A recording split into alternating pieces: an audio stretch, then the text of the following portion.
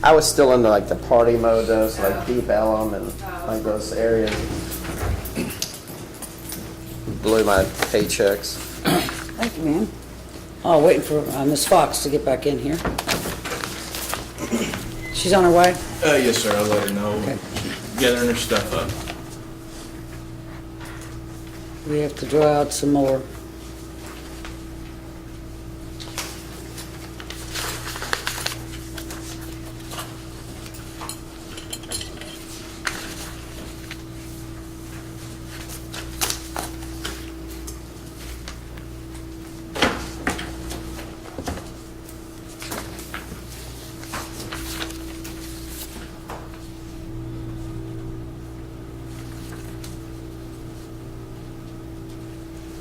Judge, I do have a couple motions that I'm just going to make orally.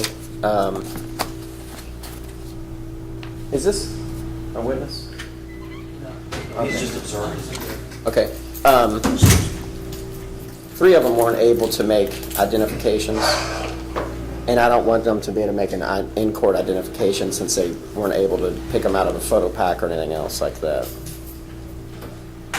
I don't know. I would assume. He's talking about 3 of your witnesses weren't able to make an ID, and he doesn't want them to make an in-court ID now that they couldn't make an in-court, out-of-court ID. I would not agree with that statement, Your Honor. They were not able to make it. They were not given a photo pack. They told, the way the investigative letter wrote is that they thought that they wouldn't be able to make an identification. And so I assume that's why the detective didn't give, Mackenzie, the victim for sure, was like, I wouldn't be able to pick them out. Coolidge says he couldn't pick them out. He did not say that. McKenzie didn't say that anywhere in the statement. Well, I mean, Well, if you find, you're going to have to find where they said they were not going to be able to make an ID. Every witness and or the victim described what the defendant looked like that day. They didn't say as compared to other people, or they didn't have a photo pack to compare it, but they all gave description. While you're looking for that, we have several double strikes. I think 3, Joyce, is that right? And then Commonwealth only exercised 8 of its strikes. Leave them a chance. So we do need to pick out, while you're looking for that, Mr. McLeod, the 3 randoms, or actually 4 more randoms. We need 13 total, Joyce, total jurors. Yeah. I think more important. Yeah. 1 second. here's one. Mr. Coolidge did not believe that he could identify a suspect in a photo lineup due to being 100 plus feet away from the incident. That's one. And then let me find, and that's in the investigative report. And I speak to Mr. Coolidge, and also, if I pull up the investigative letter here, I recall correctly, and there isn't a statement like there is for the other witnesses. He was able to see what happened enough where he could give a description of what the defendant looked like roughly. I'm not sure if he could give fine facial features. I think he could. And if he doesn't recognize or can't identify the defendant, he can't. But he's going to ask to. He's going to see him. He's the only African American to sit with it. But here it says in the investigative report too. He remember seeing the above listed suspect, but did not believe that he, Mackenzie, could pick him out of a photo lineup. I mean, that's what I'm going on. I mean, I can't give him a photo. I can't go and give him a photo pack. And the way he described the suspect is that he was his height or maybe 1 inch shorter, which would make him 5'7", and he's 5'1".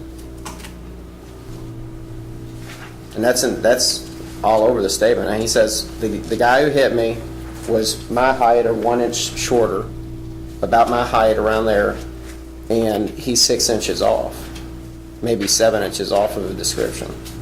Ms. Fox? I just pulled the wrong statement. Second, please. Give me the randoms. Give me the sequence while they're doing And this. Crystal, that's on page 2 of your Mackenzie statement. That's what I'm looking for. Here it is.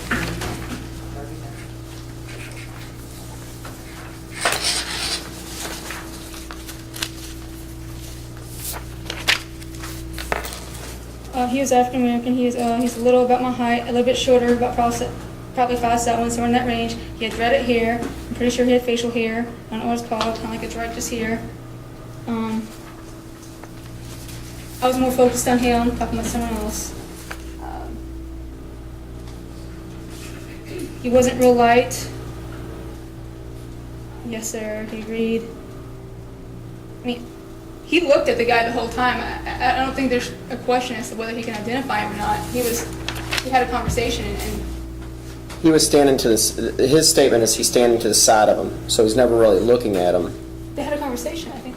Well, they're having a conversation. Well, you know, I'm gonna have to see how this comes out at trial. I mean, obviously, that's, if what you're saying is true, it's ripe for cross-examination and for impeachment. If all of a sudden he says, yeah, I could see him and I could identify him.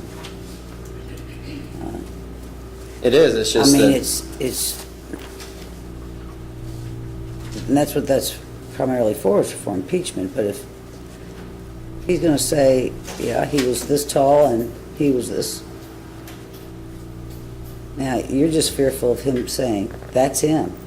Is that what I'm hearing? yeah, with a bad description and no photo pack, and not a chance to do it,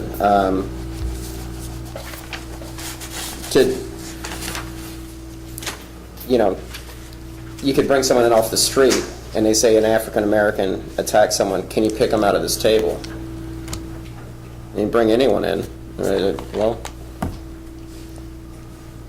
I guess that's Well, he's the it. only African-American at that table, obviously. Right, everyone knows I would, whoever did it was African-American, and now he's sitting next to two Caucasian attorneys, or assumes, well, not sworn in yet, but close enough.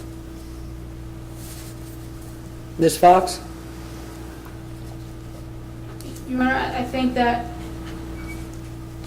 Mr. McLeod can impeach him from what he said from his statement. I'm not sure if it's necessarily fair to impeach him on what he said from the notes that Detective Smith memorialized in the investigative letter. Well, I think We have to go on his exact words, which we have. I've provided a copy of the transcript I transcribed of the statement to Mr. McLeod. I think that's fair to impeach from that, from his statement, not from Mr. Smith's, or Detective Smith's, just brief synopsis in the investigative letter. I have a hard time that Detective Jeremy Smith wrote down something that he didn't hear. Well, you can That's you reconcile can it. tell on that then. You can, yeah, you have to talk to him about that. This guy gave a statement. This victim gave a statement, and it was recorded, correct? Yes. And it was transcribed, unless the transcription is in error, I transcribed it myself, so probably not. then you can certainly impeach Detective Smith on what he wrote. You can't impeach the victim on what Detective Smith wrote. No, I know that. I So, just at this don't- point, your motion is overruled. I need to really, you can raise that during the examination. Looking for it in the transcript. All right, your 4 randoms, we need to give you the extra 4 jurors who will not be on the panel, and that would be seat 16, seat 25, seat 33, and seat 39. I'll repeat them. 16, 25, 33, and 39. All right. Ready to bring the jury in? We're all here. They can sit anywhere, Sheriff. Just go back out. Yeah, I'll see, and then I'll help you through it. Not a big deal. Do you keep the sheets or just Robert? Robert takes, Judge, do we believe we're probably going to go past 5 o'clock? Is that, depends on where we are. We're not a lot past, not a lot past. okay, I'm just. I don't really arrange for keep juries daycare. very long. Okay, I'd say the worst case scenario, it depends on where the proof is. okay. 5:30 would be my latest. I haven't kept a jury to 5:30 in a long time.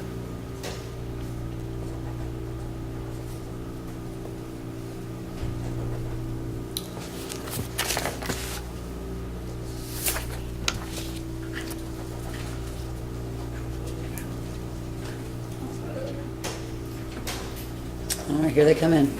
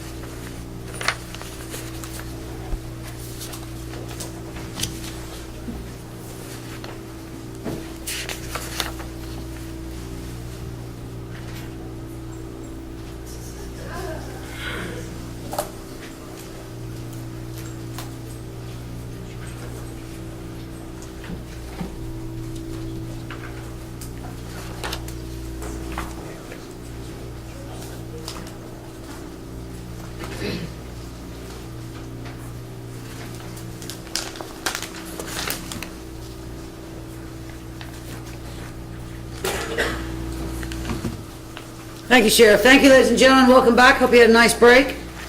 At this point, we will be seating 13 jurors.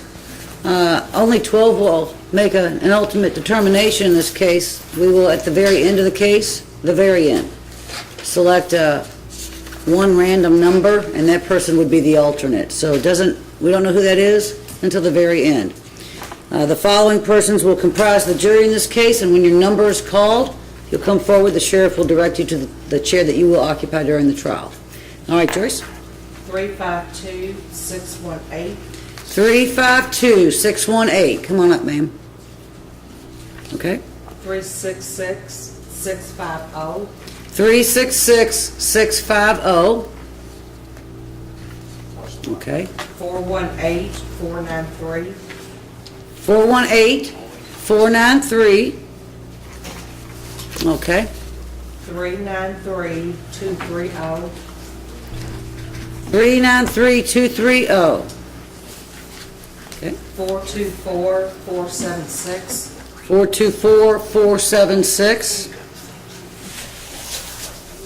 Okay. 438-498. 438-498. Okay. 438-589. 438-589.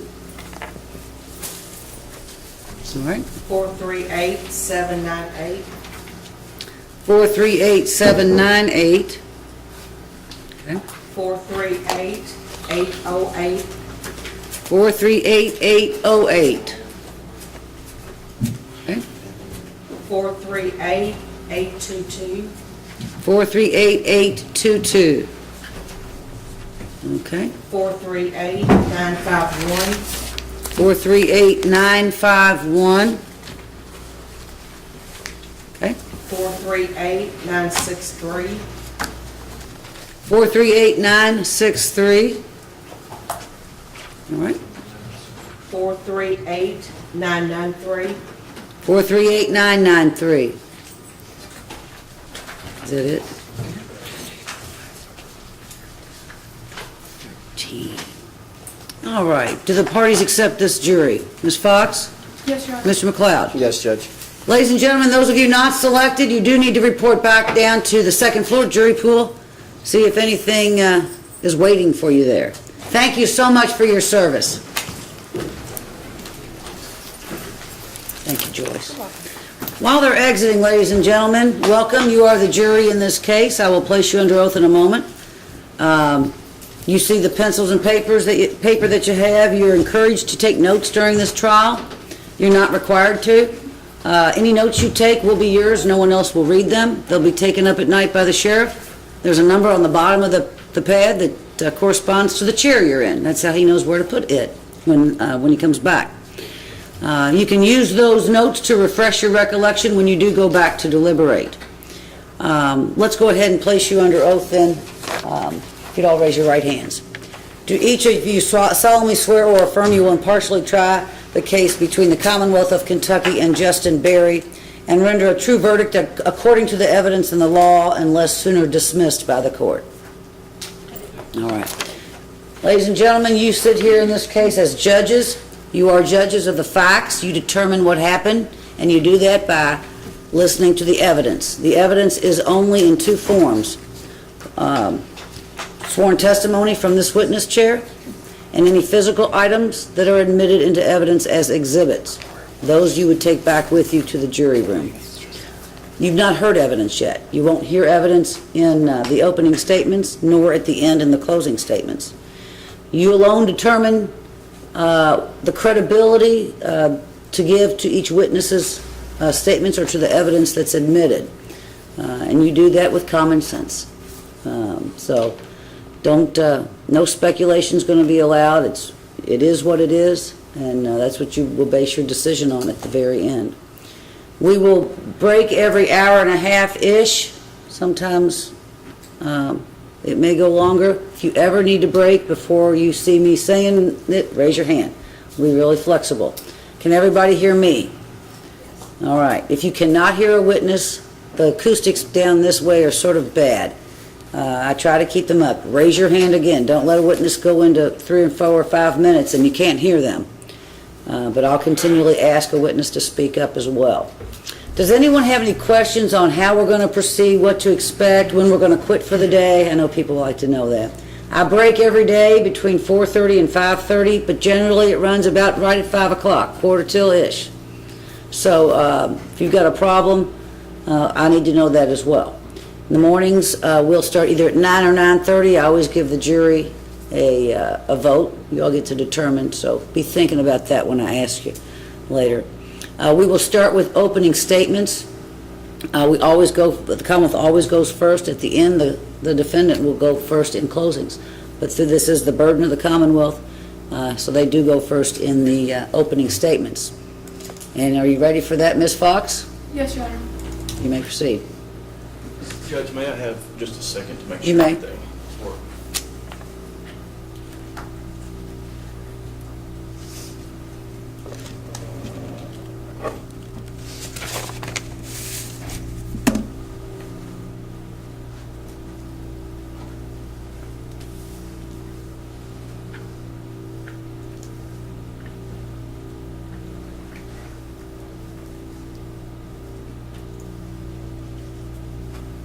Are you giving opening, Mr. Reed? Okay. Yes, ma'am. Sorry, Mr. Reed will be giving opening.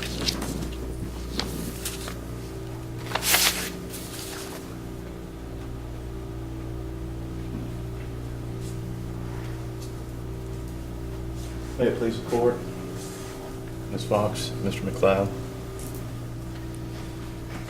Marcus McKenzie went over to a friend's apartment on the night of June 26, 2010 to hang out. But instead of having a good time with his friend, it was Justin Berry who had the good time when he took a beer bottle and smashed it over his face as he demanded his wallet in the early morning hours of June 27th. Earlier in the night, Rachel Bryant left 1511 Bellamy Place area. As she walked out into the parking garage, she passed an old high school classmate, Justin Berry. She went to high school with him for 4 years at North Hardin High School, had a creative writing class with him. She even had prom pictures that she had showing him. Roughly 3:30, 4 a.m. that next morning, Marcus, his friends had walked out. He went to go find them. He thought maybe they had walked back to their car in the parking garage. So he goes to the parking garage. He didn't know they had jumped a fence and went to swim in a pool. As he's in the parking garage, he is approached by what he describes as a black male, short, maybe 5'7", with dreads. And this is the parking garage. He entered through this area, that area, and walked over to right over here where this red car is. Here's a outside picture of that. While he was there, he says the person that approached him demanded his wallet. He told him he did not have one. This person then said, "You have one in your back right pocket." He went to reach for it, and the next thing that Mr. McKenzie recalls is waking up with the paramedics working on him. And this is Mr. McKenzie. During this time, I previously mentioned Rachel Bryant. She's getting home with a friend. At this time, she pulls into the parking garage and she notices Justin Berry, his brother Austin Berry, and another guy named Zach Brooks in the parking garage. They pass them. They park. Rachel does, gets out of the car, and as she's walking up, I believe she's described as roughly 20 feet away, she sees Justin approach a white male. They start talking, and then she sees him take a beer bottle and bust him over the face. At this time, Justin jumps into the car with his brother and his friend, and they take off. As they're pulling out of the parking garage, speeding out, there's an off-duty officer there who actually stops them. And as he's talking to him, he hears screams off in the distance, so he actually let them go and then responded to the screams. Rachel called 911. You should be able to hear that call as we go forward with this case. Eventually, Mr. McKenzie was taken to the hospital where he received 30-plus stitches on his face. Folks, this is a straightforward case. Either you're going to believe our witnesses or you don't. You heard Mr. McLeod say there's no physical evidence. This is no CI stuff. We're not going to have an X-ray satellite getting pictures inside this garage. This was a street robbery, so to speak, with minimum witnesses. And typically those are hard to prove. But in this instance, Mr. Berry did not plan for his high school classmate to be in that garage, and that would be able to identify him. I don't know what the defense will be, but based on jury selection, I think there's possibly two routes. Either to discredit Ms. Bryant as she testifies, or possibly a misidentification. There was some discussion during voir dire on that. Have you ever waved at someone and thought it was them? We're not talking about a distance from across the street. We're talking of 15 to 20 feet distance here that Ms. Bryant was at when she witnessed this. So I ask that you pay attention to the facts. Don't get distracted by any side roads that aren't relevant. Also, we've got a witness named Mr. Caldwell, Michael Caldwell. He also witnessed this, and he does not know the victim. He does not know the witness, so listen to his testimony when he comes up to testify. This will be a short and sweet trial. Judge told you we'll probably be out of here by Thursday. And as Ms. Fox told you, everybody's entitled to a trial, and we will oblige them by giving a trial. But in the end, Ms. Fox will come back up here and ask that you find him guilty for robbery in the first degree. Thank you, Mr. Reed. Can you leave that on? Mr. McLeod? Yes, Your Honor. Go ahead, please, the court. Your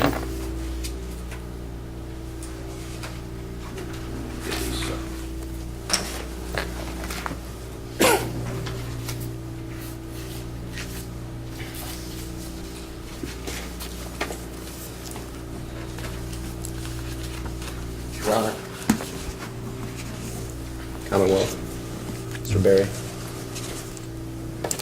Ladies and gentlemen, on June 27th of 2010, Marcus McKenzie was hit on the face with a beer bottle, and it did serious lacerations. You saw the pictures, and it's a tragedy.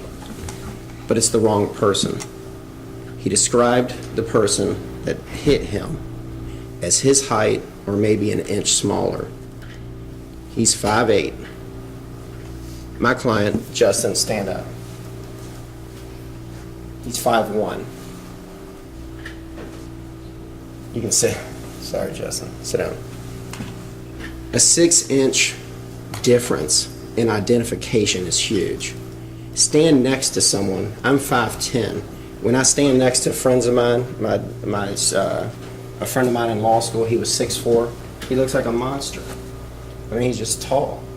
It's a significant amount to be off. 1 inch or maybe my height. Okay? What happened is they were at the Bellamy, and the Bellamy wasn't around when I was an undergrad in the early 90s or anything else like that. It's really nice student, even though this garage, and I'll put this up here. This is a warehouse that's turned into a parking garage. And even though that garage looks horrible, it's surrounded by beautiful apartment complexes. And the University of Louisville obviously is spreading out. It's over by Algonquin Parkway. They were there, and Rachel was right. She might have seen Duncan, who I think she went out with at prom, and she saw Justin Berry, my client. She saw Austin Berry, my client's brother, and she saw Zach. She saw them all that night. And so what happens is, what she doesn't know in between is that they were at Zach's cousin's apartment. And his cousin goes to the University of Louisville. And they're there all night. Well, it's getting late. It's about 3:30, 4 o'clock. And it's hard to imagine, but there's kind of a courtyard. And there's a basketball court. And it's big enough that you can play this way, and there's goals on each side. There's 4 basketball goals. And it's right in front of this garage. Well, people gather. Young people gather. And when I went out with my private investigator several times to just look at the apartment complex, the place is always going. I mean, there's parties in each place, and there's kids around all the time. They went out to the basketball court, and they're talking to different people, and people are smoking cigarettes and doing things that young people do, and drinking and doing stuff. And it's early in the morning. And they run into a guy that Austin knows.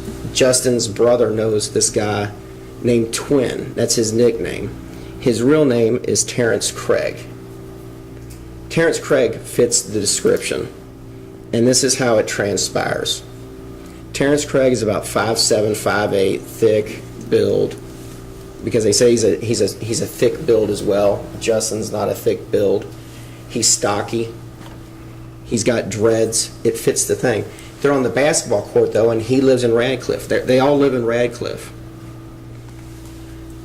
As they're talking and they find out he's leaving, Twin asks Austin if he can't get a hitch a ride with him back to Radcliffe. He says, sure, but we're leaving now. They're walking through the garage, and this is how we know it's not Justin. It's Zach, it's Justin and Austin, and Twin, or Terrence Craig, is kind of trailing behind. And the reason we know Rachel, and this will come from Austin, and Austin's credible. You'll have to weigh his credibility. He plays football for UK. He's a go-getter. He's just very credible. He's kind of the adult of the group. They're walking up to their car, which is a little bit past the elevator. And you'll see pictures of it later. Actually, I can show it to you now.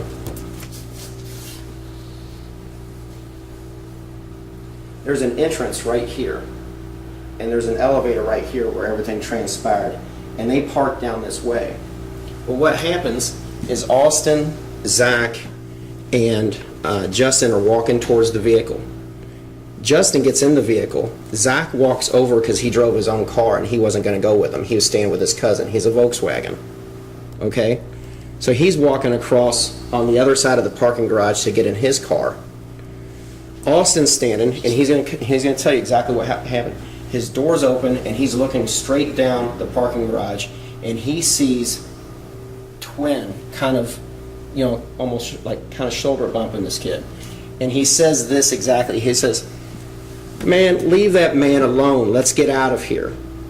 And at that point, shortly after, this guy takes a bottle and smacks it against Marcus McKenzie's face. He runs, he gets in the car. He's also going to tell you he got in the car and they're leaving the wrong way out of the parking lot because they're just not that familiar with the Bellamy's parking. He gets so angry later on when they get closer down by the University of Louisville that he gets Twin out of the vehicle. He's like, you need to get out of here. You need to go about your business. Okay? A warrant issues for Justin Berry's arrest because Rachel, the person that you're going to hear that says she went to school with him for 4 years, and she saw the side of his face and she just knew it was him. She just knew it was him. She saw him, and she knows he's there because he's there with Duncan, who she went out with in high school. And she knows he's just present, but she's got the wrong person. And I'll show you something interesting that I'm going to bring up later as well, is that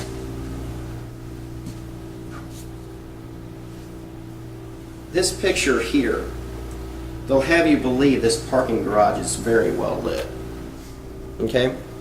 And so that's one picture of it. And this is from the Commonwealth. This is what they tendered to me in discovery. This is the exact same picture.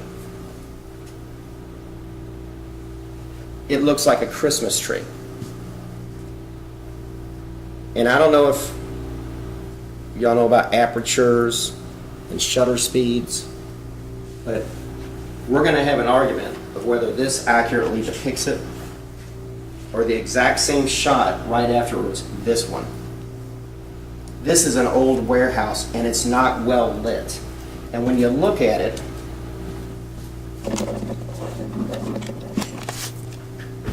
you're going to see here's a light that's burned out even on the same floor right there. But as you drive down it, because it's an old warehouse, it's probably 100 years old, they have all these big structures to hold the building up as well. So not only is the lighting obstructed from these 3 or 4 foot round big pillars that are keeping the warehouse up, the lighting is the old school lighting. You can see there's no new halogen lights. It's the stuff that came with the warehouse. Your Honor, may we approach? Ma'am.